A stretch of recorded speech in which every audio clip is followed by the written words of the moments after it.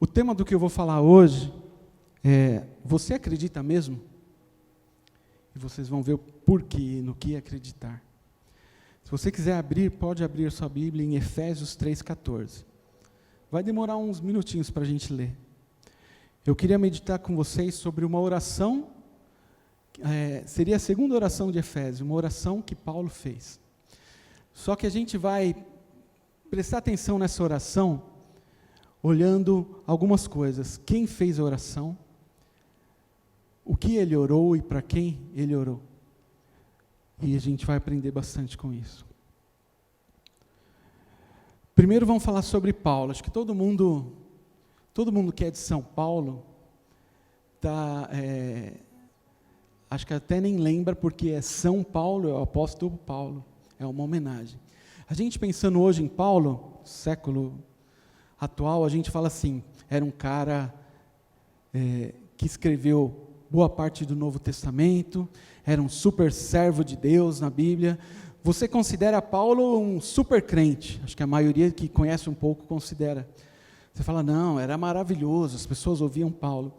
Só que vamos lembrar um pouquinho de como era lá atrás, lá na época dele.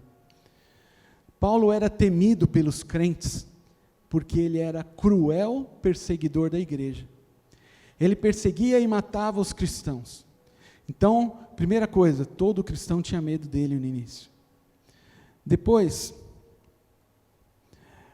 ele teve um encontro no mínimo inusitado com Jesus. Pensa assim, se alguém falar para você, nossa, eu estava andando de cavalo, caí do cavalo, veio uma luz do céu, o Senhor falou comigo, você vai falar, não, está brincando, né? Conta outra história. Imagina os crentes que eram perseguidos por ele, ouvirem essa história e acreditarem. Muita gente não acreditou. No início, é claro. Ele enfrentou desconfiança de muita gente, muita mesmo. E eles achavam que ele estava se disfarçando de seguidor de Jesus. Ele só está se disfarçando, e daqui a pouco ele vai falar onde a gente se reúne, e aí a gente vai ser preso e morto. Ele também era odiado pelos judeus. Por quê? Porque ele era um exemplo de perseguidor, de fiel judeu, e aí agora ele virou a casaca, virou crente, virou cristão, virou aqueles do caminho, como eles falavam. Então, desconfiados de um lado, odiadores dele do outro lado. Ele sofreu oposição em todos os lugares onde ele foi. Ele foi abandonado por alguns cooperadores ao ser preso, e algumas pessoas se envergonharam dele e tinham medo de ser preso junto com ele.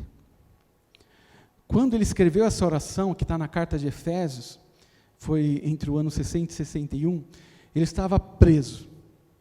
Junto com essa carta ele escreveu mais 2 cartas, e depois no ano 62 mais uma. As cartas de Colossenses e Filemão. Agora eu queria que vocês prestassem atenção.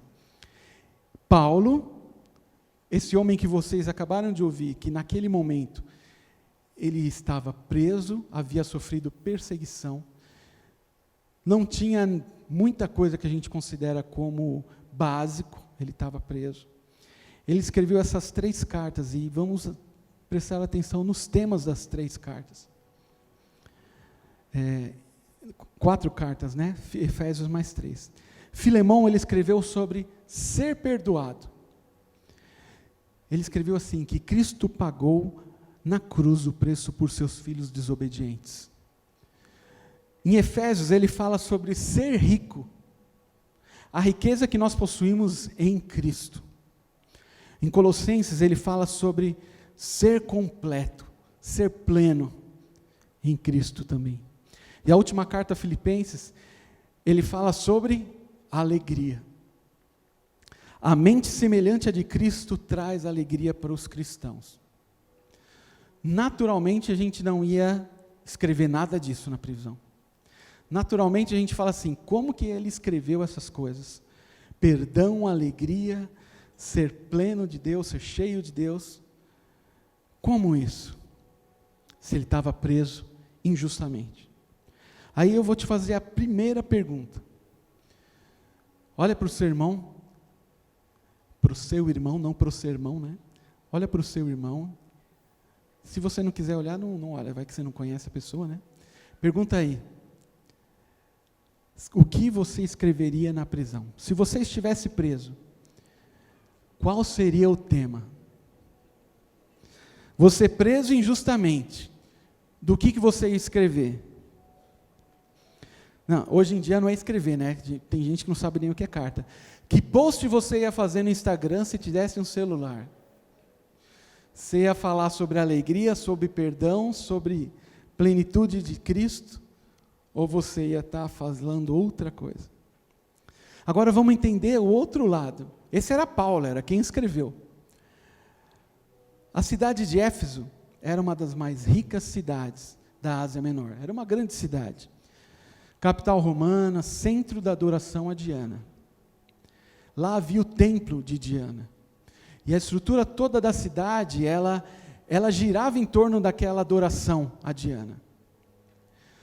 A pregação de Paulo entrou em conflito direto com isso. Foi de frente, bateu de frente. Eles adoradores de Diana e Paulo falando que Cristo te libertou de tudo aquilo. Eles gastando dinheiro, comprando coisas, pagando, né, fazendo as idolatrias, comprando relicários, muitas vezes se prostituindo ali. E Paulo dizendo que aquela não era a vida que Deus tinha para eles. Paulo havia passado 3 anos na cidade de Éfeso. Ele iniciou seu ministério numa sinagoga, mas eles rejeitaram a palavra e ele foi para uma escola, a escola de Trajano. A pregação dele deu tanto certo, foi tão eficaz e eficiente, que muitos bruxos se reuniram e queimaram os livros de encantamentos. Vocês imaginam, a gente tem algumas histórias que dizem que, eu não lembro o pregador, eu não sou bom de nome, mas ele falava que quando aquele pregador chegava na cidade, os prostíbulos fechavam, os lugares de vender bebida lá, os pubs, que era tudo meio misturado, fechavam, as pessoas se convertiam, existia mudança. Aconteceu isso em Éfeso. Eles se converteram a Cristo e o lucro dos ourives diminuiu. Eles já não estavam vendendo tantos relicários, tantos objetos de adoração. O que aconteceu? Eles colocaram Paulo para fora da cidade. Como que ele está afetando a nossa vida desse jeito? Como que essa palavra maluca que ele está trazendo aqui está afetando, está prejudicando a nossa economia? Eu imagino que, lendo sobre Éfeso, eu imagino até, guardadas as devidas proporções, São Paulo, uma cidade grande, né? A nossa economia não gira em torno de algo como era lá, mas é uma cidade grande, com um monte de gente. Imagino que na igreja de Éfeso existiam pessoas que já estavam há mais tempo no Evangelho, existiam pessoas que acabaram de chegar, existiam aqueles curiosos, existiam os bruxos. Imagina o cara que acabou de se converter, que era bruxo, que queimou o livro, como que ele chegou na igreja? Será que ele tinha uma roupa de crente ou uma roupa de bruxo, né? Não sei se deu tempo deles trocarem de roupa. Alguns deviam chegar lá e estar com uma vontade de aprender mais. Como existe aqui? Eu faço paralelo com a nossa igreja, e como tantas. Alguns crentes mais antigos, ou muitos mais antigos, alguns novos, alguns que estão aqui curiosos, alguns que estão na internet vendo pela primeira vez, ou várias vezes, já viram. Nada muito diferente do que é hoje. Aí eu faço a segunda pergunta para vocês, e aí não precisa responder para ninguém. Será que a gente ia ficar incomodado com a questão que a economia do lugar estava sendo afetada? Será que nós seríamos aqueles que reclamariam porque ele está falando essas coisas e a nossa vida econômica está sendo afetada? Ou será que nós veríamos que aquilo era a verdade e nos entregaríamos aquilo? Esse primeiro ponto aqui, essa pergunta faz a gente pensar o seguinte: não existem duas vidas. É mais fácil da gente pensar isso na vida econômica. Não existe a sua vida econômica e a sua vida com Deus.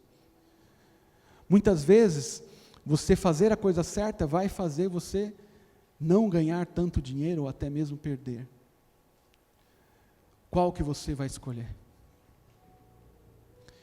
Em terceiro lugar, a gente começa a falar das cartas. Cutuca o seu irmão aí e fala assim, você já escreveu uma carta? Acorda ele aí. Esse é aquele momento que a luz abaixou, está todo mundo... Quem escreveu uma carta nos últimos 6 meses? Estou vendo uma mão levantada. Faz tempo, né? A carta aos Efésios é uma das mais formais, as mais relevantes. Sobretudo para as igrejas que às vezes estavam atoladas no legalismo, né? A gente fala, seguindo as regrinhas. Efésios trata dos assuntos que estão no cerne do que é ser cristão, tanto na fé quanto na prática. A carta possui 6 capítulos, 6 assim, é que eu não é 6, né? A carta possui 6 capítulos divididos em 2 grupos, 2 blocos. No primeiro bloco, do 1 ao 3, ele fala sobre os fundamentos da nossa fé, as verdades do que é ser cristão. O que é ser cristão? E na segunda parte, ele fala sobre a vida prática, sobre a vida. Só que a segunda parte, a prática da vida de ser cristão, não é separada. A primeira parte é o que torna possível a ação prática. De novo, não existe uma vida prática com Deus e uma vida sem Deus, ou uma vida, eu faço tais ações, mas eu não tenho Deus no meu coração. Não existe isso. Você é cristão, você é crente, você segue a Deus porque você crê nos 3 primeiros capítulos de Efésios. Você ouviu aquilo e creu, e aí você vai ter a sua vida prática. Um resumo aqui de Efésios. Nós fomos criados, ele diz. Estávamos separados de Deus, mas pela sua graça e amor, ele mandou o seu Filho para morrer por nós. Nós não éramos merecedores. Quando Jesus morreu e ressuscitou, nós estávamos incluídos nisso. Nós também ressuscitamos. E, mediante a obra de Cristo, nós fomos levados juntos de Deus. Tem um versículo que fala, ele nos tirou do reino das trevas e nos transportou para o reino dos filhos do seu amor. Todas as bênçãos e riquezas espirituais que possuímos foram ganhas por meio da obra de Cristo. Pelo resultado da fé em Cristo. O que ele diz aqui que a salvação pela fé afetaria a todos nós. No capítulo 1, ele fala algumas frases. Ele fala sobre as bênçãos de Cristo. Ele diz assim, toda sorte de bênçãos vocês terão. Ele fala, ele nos escolheu em Cristo, para sermos santos, irrepreensíveis, filhos para o louvor da sua glória, no qual temos a redenção. Ele fala sobre o pecado, sobre a salvação pela graça, mediante a fé, sobre a redenção em Cristo e sobre a vitória em Cristo. No capítulo 2 ele fala, somente pela graça somos salvos. Nada que nós fizermos poderia nos salvar. É Cristo, é a obra de Deus, foi o amor de Deus, foi a graça de Deus que trouxe salvação para a gente. E no capítulo 3, de 1 a 13, ele fala sobre o mistério de Deus, o plano de Deus. Qual era o plano de Deus? Cristo para o mundo. Eles não conheciam Cristo, né? Anteriormente, o mundo esperava o Messias. Quando Cristo veio, ele fala, Cristo veio para os judeus o rejeitaram. E os gentios o receberam. Então, ele diz que todas essas promessas, toda essa vida cristã, toda essa vida que é possível, se Deus viver em nós, é para cada um de vocês. É isso que ele estava falando para os Éfesos. Ele estava falando para os Efésios. É para vocês. É para vocês isso tudo. Aí a pergunta que eu faço, que eu já perdi a conta de quantas perguntas eu fiz. Nós somos capazes de viver a vida cristã sozinhos? É possível nós caminharmos, né, eu vou mais para frente falar que a vida cristã é como se fosse uma caminhada. É possível nós caminharmos essa caminhada sozinhos, sem Deus? Não é possível. Não é possível a gente ser crente de verdade, ser cristão. Não é possível Cristo morar em nosso coração sem Cristo. Nós precisamos dele. Vida cristã depende de Cristo em nós. Não importa a nossa idade, sexo, situação financeira, escolaridade, tempo de igreja. As verdades descritas nos 3 primeiros capítulos podem fazer toda a diferença na nossa vida. Não importa se você tem 10, 50 ou 100 anos, essas palavras podem mudar a sua vida. E podem fazer toda a diferença na sua caminhada. Essa caminhada geralmente se inicia quando a gente aceita Cristo. Quem já aceitou a Cristo lembra como é, né? Alguns há muito tempo, eu lembro vagamente. Você veio aqui na frente, alguns mais recentemente, o pastor orou, você repetiu, você ficou muito emocionado, você sentiu talvez a presença de Deus pela primeira vez na vida e falou, eu aceito a Cristo. Aí começou a sua caminhada. Nós fomos convencidos que éramos pecadores e nos arrependemos. Talvez para você isso tenha acontecido, como aconteceu comigo há muito tempo, eu era criança. Você pode dizer assim, nossa, isso daí foi há tantos anos atrás. De lá para cá eu já andei por tudo quanto é igreja. Eu já trabalhei em todos os ministérios, já toquei todos os instrumentos, já fui da recepção, já trabalhei no café da igreja, já servi o lanche, já fiz sopa, já fui na praça pregar, já fiz de tudo. Hoje eu não estou fazendo mais nada, hoje eu estou fazendo só isso. Ou hoje eu estou trabalhando aqui normalmente. Ou talvez você pode estar no início da sua caminhada. Você acabou de ouvir pela internet, no último domingo você ouviu a pregação e se converteu, ou você está há pouco tempo, está com uma vontade de trabalhar, uma vontade de aprender, está perguntando para as pessoas, como que eu aprendo? Vou comprar a minha primeira Bíblia, você está todo empolgado, você vai comprar a primeira Bíblia. Ou talvez, né, a maioria de hoje só usa, acho que a maioria só usa o celular, né, tudo bem. Ou existe ainda uma outra pessoa, aquela que tem ouvido na internet, aquela que tem vindo aqui. Talvez você venha com seu esposo ou sua esposa, talvez você venha com um amigo e gosta. Nossa, eu gosto da música, eu me sinto bem, eu sinto uma paz quando eu vou lá. A palavra é boa, são bons conselhos. Você acha tudo legal, está até conseguindo ter uns amigos aqui, mas não decidiu caminhar com Cristo. Não importa qual dessas ilustrações melhor te definam. Tudo que vemos nos 3 primeiros capítulos apontam para um caminho, para uma direção, totalmente baseada no que Deus fez. Seja o crente de 50 anos de igreja, firme, trabalhando, seja aquele que tem 1 mês, seja você que não decidiu ainda.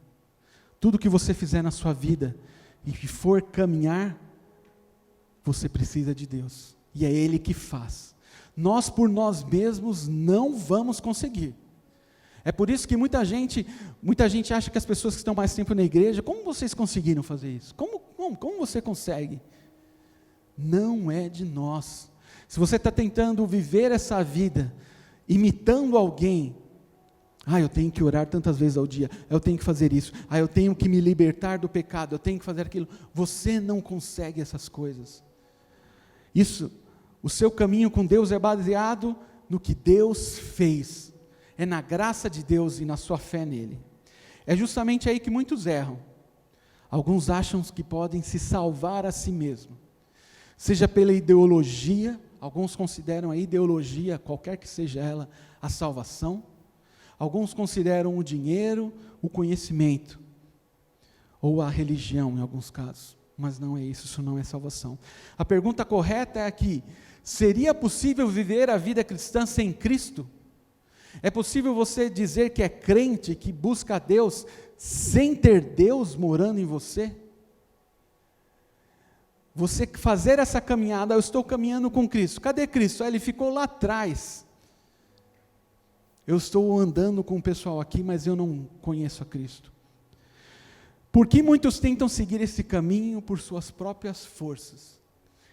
É isso que Paulo estava explicando para a gente.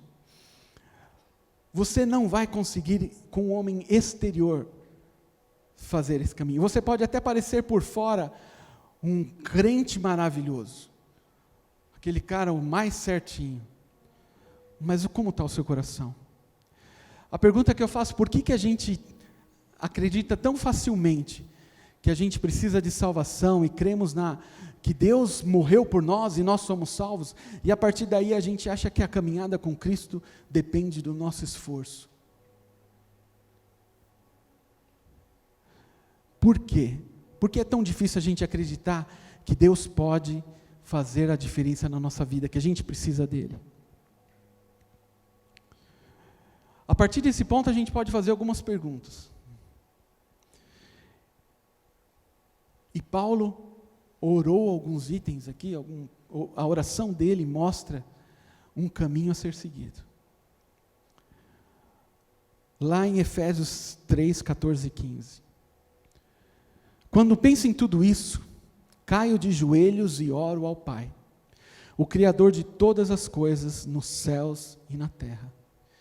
Quando penso em tudo que Deus fez, quando penso em tudo que está descrito nos 3 primeiros capítulos, que Ele nos libertou, que Ele nos salvou, tudo que Ele faz na minha vida, tudo que eu tenho em Cristo, eu caio de joelhos. Paulo, que teve um encontro maravilhoso com Cristo, que tinha uma intimidade com Deus, ele cai de joelho e fala, olha, quando eu vejo tudo isso eu caio de joelho. E o que isso significa para nós?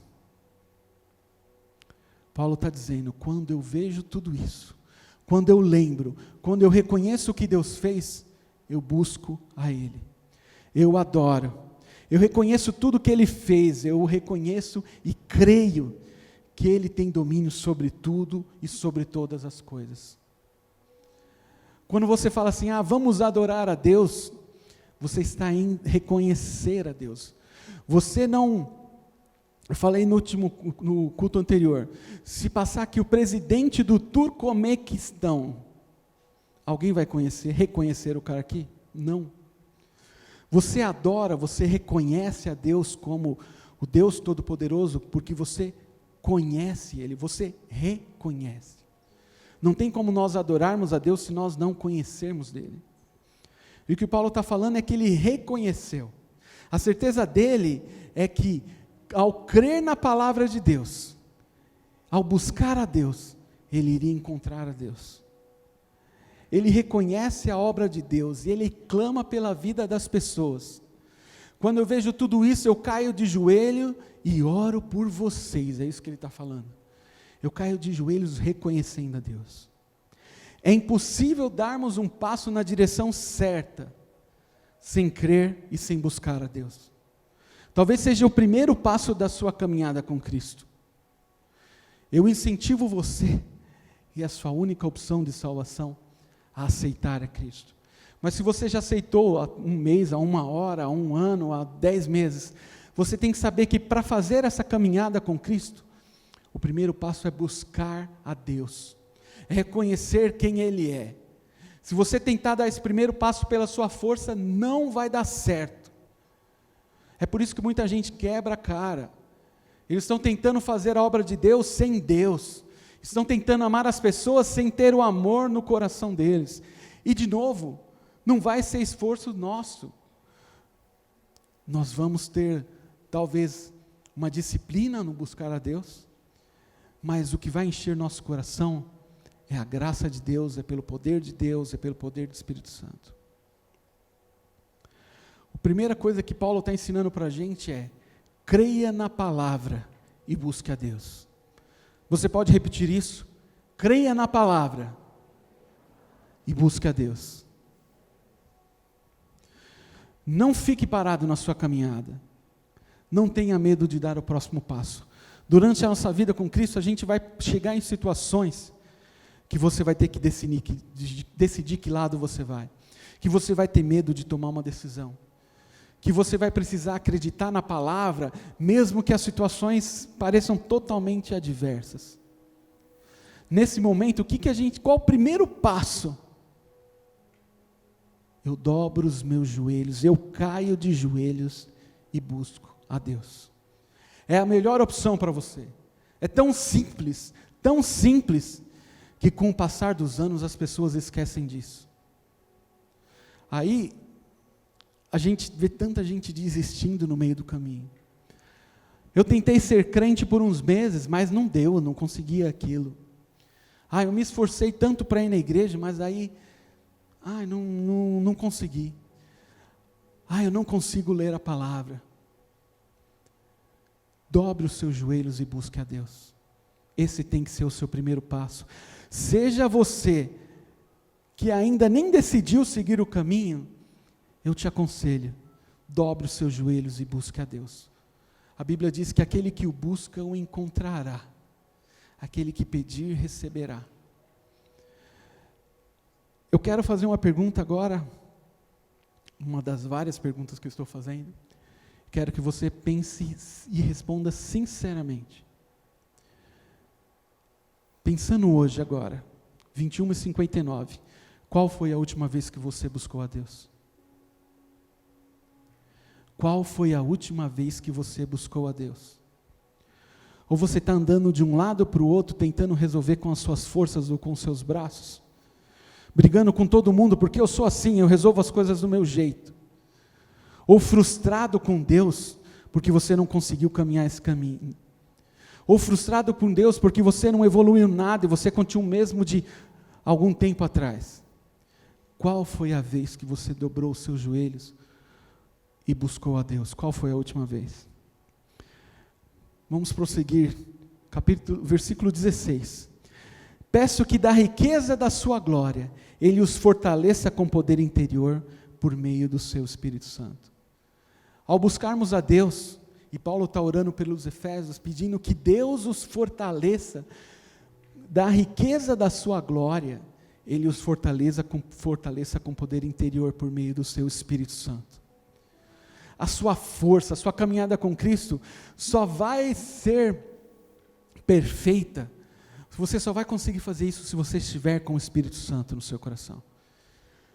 Quando nós aceitamos a Cristo, Ele mora em nosso coração, nós recebemos o Espírito Santo.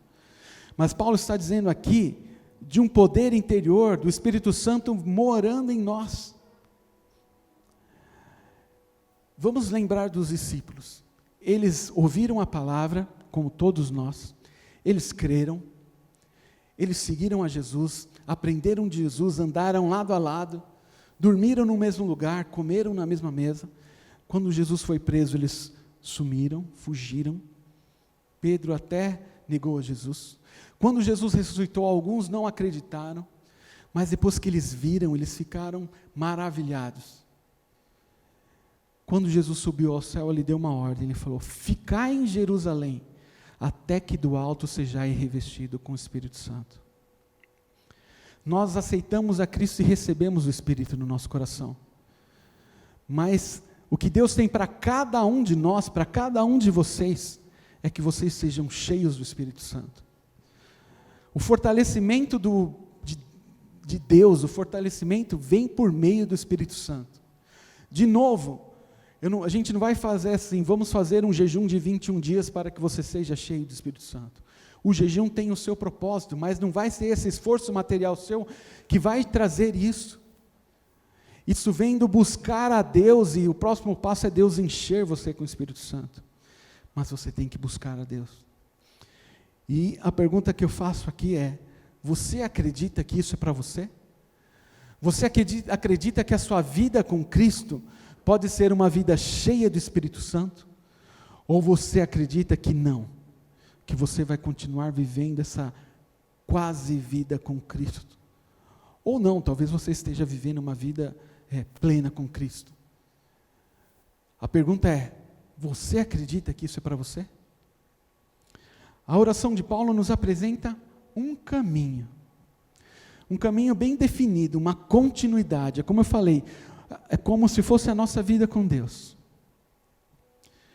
nós buscamos a Deus, nós aceitamos, cremos na palavra de Deus, buscamos a Ele, Ele nos enche com o seu Santo Espírito, Ele nos fortalece, e nós vamos nos enchendo do Espírito Santo. E o próximo passo, ele fala aqui, então, após sermos fortalecidos pelo Espírito Santo, então, Cristo habitará em seu coração. E aí ele coloca aqui, à medida que vocês confiarem nele. A fé está presente desde o início. Sem fé você não conseguiria crer, acreditar que Deus morreu por você, que você tem salvação nele. Sem fé você nem buscaria a Deus, porque você falaria, para que eu vou buscar se eu não acredito que Ele vai me responder? Sem fé, Ele não habita no seu coração. Cristo habitará em seu coração à medida que vocês confiarem nele. O verbo habitará aqui, no original, ele significa sentar e se sentir em casa. Paulo está orando e está dizendo que se você crer e se você, à medida que você confiar nele, Cristo vai se sentir em casa no seu coração. Você percebe que a nossa parte até agora é crer, não é esforço. Por isso talvez você esteja tão frustrado com a igreja ou com a vida cristã, bem dizer, Porque você tentou fazer Cristo habitar em você e não deu certo. Você precisa confiar. A gente vê um exemplo aqui, lá em Gênesis 18.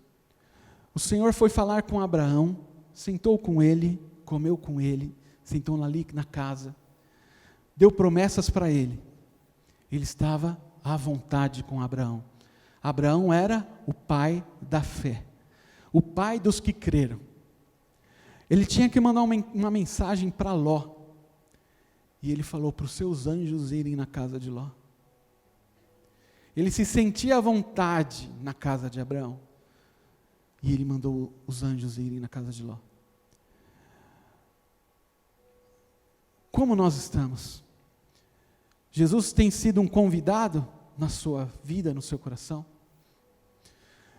Você é aquele que passa de terça e domingo e dá um tchau aí para Jesus? Ou você acha que não, nós batemos o ponto na igreja, então a gente vai lá, coloca a biometria. Os mais antigos vão lembrar daquela máquina aqui que você colocava um cartão, fazia assim. Oi Jesus, tudo bom? Terça-feira estou aí, marca aí minha presença. Domingo de manhã, 2 cultos, hein? Dormi no primeiro, mas no segundo eu ouvi metade da palavra. Será que é assim? Oi Jesus, estou aqui. Ou ele deveria estar se sentindo à vontade no seu coração? Só que o mais incrível disso, que não é uma acusação para mim ou para você, que eu não estou pedindo algo e não estou falando, desculpa, eu não estou pedindo algo, Eu não estou perguntando isso para você e você deve se sentir à vontade e falar assim, mas eu não vou conseguir fazer isso. Não vai mesmo. Ele fala, à medida que vocês confiarem. Então ele disse que Jesus vai se sentindo cada vez mais à vontade. Então ele não está exigindo a super fé. Ele está falando assim, essa sua fé, o início dela, o que você tem, aquela semente de mostarda, a partir dali, cada vez mais que você crer e confiar, ele vai viver no seu coração. Efésios 2:20, juntos somos sua casa, edificados sobre o alicerce dos apóstolos e dos profetas, e a pedra angular é o próprio Jesus Cristo. Nele somos firmemente unidos, constituindo um templo santo para o Senhor. Por meio dele, vocês também estão sendo edificados como parte dessa habitação, onde Deus vive por seu Espírito. O plano de Deus é que a gente não apenas aceite a Cristo, não apenas aceite a salvação dele, mas nós tenhamos uma vida cristã, uma vida com Cristo. E ele habite em nossos corações cada dia mais. Em João 14, está escrito, respondeu Jesus, quem me ama e faz o que eu ordeno, meu Pai o amará e nós viveremos para morar nele. nós viremos para morar nele. Quem me ama e faz o que eu ordeno? Quem obedece? Quantas vezes nós queremos crer, nós queremos ser salvos, nós queremos tantas bênçãos, e nós queremos desconsiderar a obediência. Fé sem obediência não vai ser verdadeira. Não adianta a gente querer viver essa vida e desobedecer a Deus. Você está se enganando. A Bíblia diz em Hebreus que tentarmos fazer a obra de Deus de uma maneira diferente como Deus faz, ou fala, é pecado. A fé continua sendo importante em toda a caminhada. À medida que a nossa confiança aumenta, ele vai se sentir mais à vontade. Agora a pergunta que eu tenho que fazer para vocês, hoje, agora, 22:09, Cristo tem se sentido à vontade no seu coração? Ele se sente hoje, nesse instante?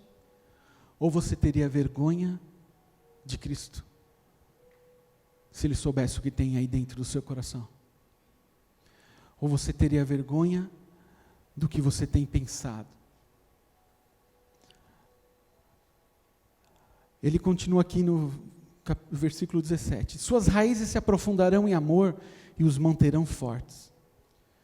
Quem sabe um pouco de planta, de árvore, sabe que a raiz, ela vai buscar a água, ela vai buscar o nutriente. Uma árvore com a raiz superficial, o que vai acontecer? Ela vai murchar. A gente vê um exemplo disso quando Jesus fala na parábola do semeador. Ele fala que a semente caiu num solo e tinha pouca terra, e ela entrou um pouquinho no solo, e veio o sol, bateu e ela secou. Suas raízes se aprofundarão em amor e os manterão fortes. Se nossas raízes, e a oração dele é para que as raízes daqueles crentes se aprofundassem, se enraizassem ali, crescessem em amor, aí sim, eles estariam fortes. Quantas árvores a gente vê caindo porque não tem a raiz forte? Quantos de vocês já plantaram a sementinha do feijão no algodão? Cresce tão rápido aquilo, mas ela não se sustenta. Que nossa vida, que nossa caminhada com Deus, nessa caminhada, a cada dia nossas raízes estejam se aprofundando em amor. Fiquemos mais firmes em amor. De novo, o amor presente na nossa caminhada, o crescimento em amor, não vem de nós. Ele está pedindo para Deus que eles se aprofundem em amor. A falta de amor indica que há algo errado. A minha outra pergunta é: você tem crescido em amor? Você tem amado mais as pessoas, sejam próximas ou não? Ou você tem buscado o amor em outro lugar? A oração não para por aí. Também peço que, como convém a todo santo, como convém a cada um de vocês que aceitaram a Cristo, possam compreender a largura, o comprimento, a altura, a profundidade do amor de Cristo. Que vocês experimentem esse amor, ainda que seja grande demais para ser inteiramente compreendido. Então, vocês serão preenchidos com toda a plenitude de vida e poder que vem de Deus. Como convém aos santos, aos justificados em Cristo, aqueles que creram que Cristo morreu por eles, e se prostraram diante de Deus, e creram na palavra, e buscaram a Deus, e foram fortificados em amor. A vocês, ele está orando que vocês compreendam o amor de Cristo. E ele fala aqui de várias dimensões, né? O comprimento, a largura, a altura. E mais para baixo ele fala assim: pode ser até meio difícil de ser compreendido. Mas o seguinte ele fala: que vocês experimentem. Temos experimentado o amor de Deus?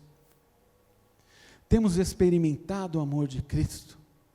O amor tem estado em nossos corações a ponto de amarmos nossos inimigos? O amor tem sido presente em nossas vidas? Que essa seja a nossa oração, porque isso convém aos santos. Isso não é só para o pastor, isso não é só para o líder de ministério, isso é para cada um de nós, para cada um de vocês. A sua vida não está completa, sua vida com Cristo não está completa se você não tiver essas coisas. Você está sendo enganado, talvez você seja a planta que a raiz não aprofundou, e você está a vida inteira fazendo um esforço enorme para parecer alguma coisa, para parecer crente, porque eu já tenho tanto tempo de igreja, então eu preciso parecer mais culto, mais espiritual. Ou você está começando na caminhada e está vendo, não, a gente tem que fazer desse jeito, mas você não sabe nem porquê. Ser cristão não é simplesmente o que a gente faz, como a gente se comporta, é crer no que Cristo fez. A vida com Cristo depende de Cristo em nós. Não tem como nós termos uma vida com Cristo sem Cristo. É impossível termos uma vida plena, total de poder de Deus, sem que isso venha dele. Muita gente busca o poder de Deus e não quer a Deus. Do mesmo jeito que fé sem obediência não vai resolver. O poder sem o amor também não resolve. Depois que vocês experimentarem o amor, vocês terão uma vida plena e cheia do poder de Deus. Não tem como ser diferente. Esse é o caminho, essa é a continuidade que Paulo está falando na oração dele. Romanos 5:5. E essa esperança não nos decepcionará, pois sabemos quanto Deus nos ama, uma vez que Ele nos deu o seu Espírito Santo para encher o nosso coração com seu amor. Não tem como. Se você acha que está faltando amor na sua vida, está faltando Cristo, está faltando o Espírito Santo. Se você quer ser cheio do Espírito Santo, clame a Deus. Coloque diante de Deus e busque a Deus e fale: Deus, eu não consigo amar por mim mesmo, e é verdade. Seja sincero uma vez na vida com Deus. A manifestação desse amor produz um fruto. Esse amor experimentado em nós produz um fruto. Lá em Coríntios, Paulo também fala: o amor é paciente e bondoso. O amor não é ciumento, nem presunçoso. Não é orgulhoso, nem grosseiro. Não exige que as coisas sejam feitas à sua maneira. Não é irritável, nem rancoroso. Não se alegra com a injustiça, mas sim com a verdade. O amor nunca desiste, nunca perde a fé, sempre tem esperança e sempre se mantém firme. Sem amor, sem você experimentar esse amor, talvez você seja o oposto disso. Impaciente, mau, ciumento, presunçoso, orgulhoso e muitas vezes grosseiro. Exige que tudo seja feito conforme você quer. Você é o que manda. Irritável e rancoroso. Eu sou assim, eu guardo rancor. Se alegra com a injustiça e não tem prazer na verdade. Desiste facilmente. Perde a fé e nunca tem esperança. A oração de Paulo, que ele faz por eles lá, que seja a nossa oração. Eu oro para que vocês não desistam facilmente, para que o amor de Cristo esteja em nosso coração e nas nossas raízes estejam firmes, para que quando vier o vento, a gente não perca o amor tão facilmente, para que em cada atitude a gente possa ser Cristo agindo em nós. Cada um desses pedidos não pode ser visto separadamente, isoladamente. Uma coisa leva a outra, um pedido leva a outro. Não tem como você chegar a ser cheio e pleno sem ter passado por esse caminho, sem ter buscado a Deus, sem crer na palavra, sem ter recebido dele o Espírito Santo, sem ter buscado e recebido e ser cheio com o Espírito Santo. Não tem como você passar, né, dar um pulo, dar um salto para lá. Não é um joguinho que você tem um comando ali no joystick que você pula para a próxima fase. A fé na palavra de Deus te levará a buscar a Deus. O fortalecimento espiritual te levará a uma experiência com Cristo. Essa experiência te levará a compreender o amor de Deus, o que te resulta em ser cheio da presença de Deus, em ser pleno de Deus. Quanta gente frustrada na sua caminhada com Cristo, porque não viu evolução, porque viu um monte de gente exigindo um monte de coisa que ninguém consegue fazer, porque viu um monte de gente caindo frustrado, no meio da caminhada, pessoas que eles admiravam, caindo, porque esqueceram coisas tão básicas. Busque a Deus em todo momento, busque a Deus quando você precisar tomar uma decisão. Ser cheio do Espírito é para cada um de vocês, ser cheio de amor é para cada um de nós. Ser cheio de amor, não dá para ser cheio de amor sem Cristo, é mentira. Não dá para termos uma vida dessa sem Cristo. E ter a plenitude de Deus na nossa vida é possível. A presença do Espírito Santo é evidência da salvação, mas o poder do Espírito Santo é o que nos habilita para a vida cristã. A minha oração hoje é que vocês sejam cheios do Espírito Santo, é que vocês possam sair, muitos estão parados, não andam, você possa decidir crer na palavra de Deus, decidir dar esse passo que você não daria por si só, que você já viu que você não consegue, e crer na palavra de Deus, que ela pode fazer tudo isso. A gente vê algo parecido, Paulo falando em Colossenses, ele fala aqui, pois ele habita em corpo humano, toda a plenitude de Deus, portanto, estão nele, o cabeça, todo governante, toda autoridade, vocês também estão completos. Vocês querem ter uma vida completa, cheia da presença de Deus? Isso é para cada um de vocês, para cada um de nós. Seremos completos apenas em Cristo. Agora a gente precisa responder algumas perguntas, gente. Em qual parte dessa caminhada nós estamos? Em qual parte você está? Você está parado há um tempo, você nem começou? Você está andando sim, até correndo? Deus tem habitado em nós? Nosso coração é o lugar onde Ele se sente à vontade? Qual a profundidade das nossas raízes? Elas crescem todos os dias ou não? Ou elas estão na superfície há muito tempo? Nossa aparência por fora é uma árvore saudável, mas por dentro está morta? Compreendemos o amor de Deus, temos crescido nessa compreensão, experimentamos o amor de Deus, recebemos a plenitude de Deus em nós? De onde retiramos nosso alimento, nossa estabilidade, nosso fortalecimento? É do Espírito Santo ou não?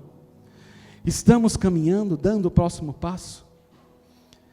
Estamos cada dia mais parecidos com Cristo? Ou só estamos passando aqui, dando tchau para Cristo e vamos embora? Não importa em qual parte do caminho você esteja, o prosseguir depende da fé. O prosseguir depende da fé e Deus faz o resto em nós. Deus faz tudo, não é o resto é uma palavra errada. Deus faz tudo. Cristo em vós, em cada um de vocês, a esperança da glória. É aí, a fé é o combustível, sem fé é impossível agradar a Deus, e Deus vai fazer o todo. E aí Paulo termina essa oração dizendo, toda a glória seja dada a Deus, que por seu grandioso poder atua em nós. Ele está falando, eu dou glórias a Deus, porque Deus pode agir na sua vida. Ele está falando, Ele é capaz de realizar infinitamente mais do que pedimos ou imaginamos. A gente geralmente pensa nisso como bens, como bênçãos. Ele está falando, Ele é capaz de fazer você mudar de vida. O Espírito Santo, Cristo em você, Ele pode mudar o seu coração e você pode ter uma vida plena. Pense nisso, é possível você ter uma vida plena, se você crer em Deus, E ele continua: a Ele seja a glória na igreja em Cristo Jesus, por todas as gerações, para todos sempre. Toda a glória e toda a honra, aquele que pode mudar as nossas vidas.